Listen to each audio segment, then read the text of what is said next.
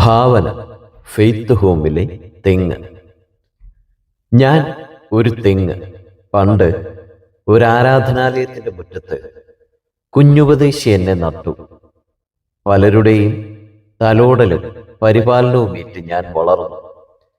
അന്നത്തെ അവസ്ഥ വളരെ സന്തോഷമായിരുന്നു. അന്ന് ആ കൊച്ചുകുടിലിൽ ആരാധന തുടങ്ങിയതേയുള്ളൂ. ആകെ 4-5 പേർ മാത്രം. എപ്പോഴും ആരാധനയും ഉപവാസവും പ്രാർത്ഥനയും തമ്പീറിന്റെ താളവും കയ്യടിയും, ആത്മാവിൽ നിറഞ്ഞ ആരാധനയും ആത്മാവിൽ നിറഞ്ഞ പ്രസംഗവും. ഹോ, അത് ഓർക്കുമ്പോൾ എന്തൊരു സന്തോഷമാണ്. പട്ടിണിയുടെ ആ നാളുകളിൽ വരുന്ന ഉപദേശിമാർക്ക് എൻ്റെ കരിക്കും എൻ്റെ മടൽ കൊണ്ട് ചൂടാക്കുന്ന കട്ടൻ കാപ്പിയുമാണ് കൊടുത്തിരുന്നത്. അത് ഭക്ഷിച്ചു കഴിയുമ്പോൾ അവർ എന്നെ അനുഗ്രഹിക്കുമായിരുന്നു. ഇടയ്ക്കിടെ പ്രിയപ്പെട്ട സഹോദരന്മാർ എൻ്റെ ചുവടിളക്കി പച്ചില വളങ്ങൾ ഇട്ടുതരുമായിരുന്നു. ആ നിർലോഭമായ സ്നേഹത്തലോടലുകൾ ഇന്നും എൻ്റെ മനസ്സിലുണ്ട്. എന്നാൽ ഇന്ന് ഞങ്ങളുടെ ആ ചെറിയ ആരാധനാലയത്തിന് പകരം വലിയ കെട്ടിടമാണ്. ഒരു ദിവസം ഞാൻ അതിൻ്റെ അകത്തേക്കൊന്ന് നോക്കി. ആ കുഞ്ഞുപദേശി ആരംഭിച്ച സഭ ആകെ മാറിയിരിക്കുന്നു. തമ്പേറിന്റെ താളവും കയ്യടിയും മറ്റും ഇന്ന് കേൾക്കാനേയില്ല.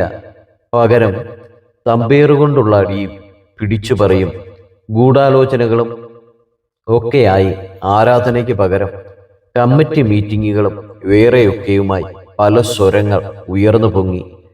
ആത്മാവിൽ നിറഞ്ഞുള്ള പ്രസംഗത്തിന് പകരം കുഞ്ഞു പ്രസംഗങ്ങൾ വേദി കൈയടക്കി. അതിലുള്ളവർക്ക് ഇപ്പോൾ എൻ്റെ ആവശ്യമൊന്നുമില്ല. ഇന്ന് എൻ്റെ തണലിൽ നിന്നുകൊണ്ടാണ് സഹോദരിമാരുടെ കുറ്റം പറച്ചിലും ഉപദേശിമാർക്കെതിരെയുള്ള കെണികളും ഒരുക്കുന്നത്. ഇന്ന് ഉപവാസ പ്രാർത്ഥനയ്ക്ക് വരുന്നവർക്ക് എൻ്റെ ആവശ്യമൊന്നുമില്ല. പലരും പല നിറത്തിലുള്ള വെള്ളമാണ് കുടിക്കുന്നത്. എൻ്റെ മടലും മറ്റും ആർക്കും വേണ്ടതായി. ഞാനിപ്പോൾ വെറും ഒരു പാഴ്വസ്തുവായി മാറി. ഇപ്പോൾ വളമിടാനും ഒന്ന് തലോടാനും ആരുമില്ല. ഈ അവസ്ഥയും എൻ്റെ പണ്ടത്തെ അവസ്ഥയും നിങ്ങൾ കേട്ടല്ലോ. ഈ ലോകം പോയ പോക്ക്. എങ്കിലും എനിക്കൊരു പ്രത്യാശയുണ്ട്. നമ്മുടെ കർത്താവ് വേഗം വരാറായി. നമ്മുടെ പണ്ടത്തെ നാളുകളെ നമുക്ക് ഓർക്കാം. ആ നാളുകൾ ഇനിയും തിരികെ കിട്ടുമോ എന്ന് എനിക്കറിയില്ല. ആരും സ്തുതിച്ചില്ലെങ്കിലും ഞാൻ എന്നെ സൃഷ്ടിച്ച ദൈവത്തെ സ്തുതിക്കും. എനിക്ക് ആയുസ്സുള്ളിടത്തോളം.